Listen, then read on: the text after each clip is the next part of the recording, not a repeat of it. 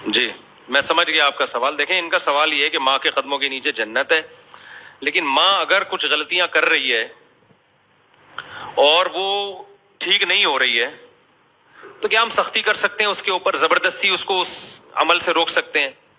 یہی حاصل ہے نا آپ کے سوال کا، یا ہم برداشت ہی کریں گے؟ پہلی بات تو یہ کہ قرآن نے جو ماں باپ کے احترام کا حکم دیا تو یہ مانتے ہوئے کہ اگر وہ غلط ہیں تو بھی. دیکھیں اس سے بڑی غلطی، شرک سے بڑا کوئی جرم نہیں ہو سکتا، اور اس سے بھی بڑا جرم یہ کہ وہ آپ کو شرک پہ مجبور کر رہے ہیں. وَإِن جَاهَدَاكَ عَلَىٰ أَن تُشْرِكَ بِي، تمہیں مجبور کر رہے ہیں کہ تم بھی ہماری طرح کافر ہو جاؤ. اتنی غلط بات کی دعوت. پھر بھی قرآن کہتا ہے صاحبہما فی الدنیا معروفا، پھر بھی ان سے اچھی طرح سے پیش آنا ہے. یہ تو ان حقوق سے تعلق ہے جس کا اللہ کے حقوق سے تعلق. شرک کس کا حق ہے؟ توحید اللہ کا حق ہے نا.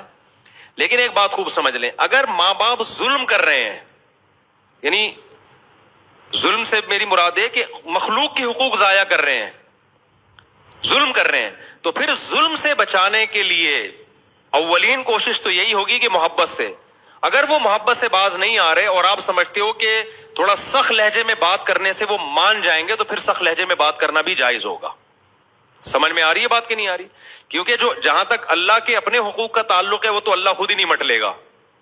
لیکن اگر جو مخلوق پہ ظلم زیادتی ہو رہی ہے تو پھر شریعت میں ہمیں واضح احکام ہے کہ پھر آپ نے اس کے خلاف آواز اٹھانی ہے. مثال کے طور پر ماں بہن بیٹی کو وراثت نہیں دینے دے رہی باپ کے مرنے کے بعد.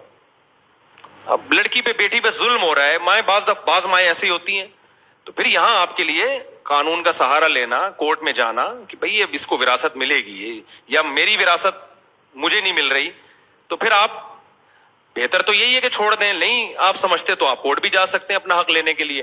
بعض دفعہ آپ کی ماں ظلم بہت زیادہ کر رہی ہے بہو کے اوپر، بہت زیادہ واضح طور پہ ظلم کر رہی ہے، اور آپ کو معلوم ہے کہ اگر میں بالکل خاموش رہا تو یہ ظلم کی نوعیت اور زیادہ بڑھ جائے گی. تو اولین کوشش تو یہ ہو کہ بہو کو الگ کر دو ماں سے. اگر آپ کو پتہ چلتا ہے کہ میری ماں ہی اس میں ظالم ہے تو بیوی کو کیا کرو؟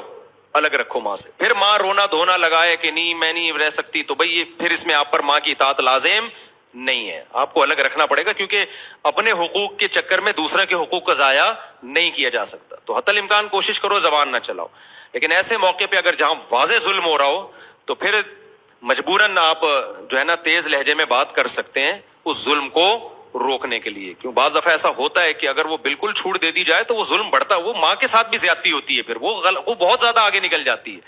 تو اس میں پھر گنجائش ہے.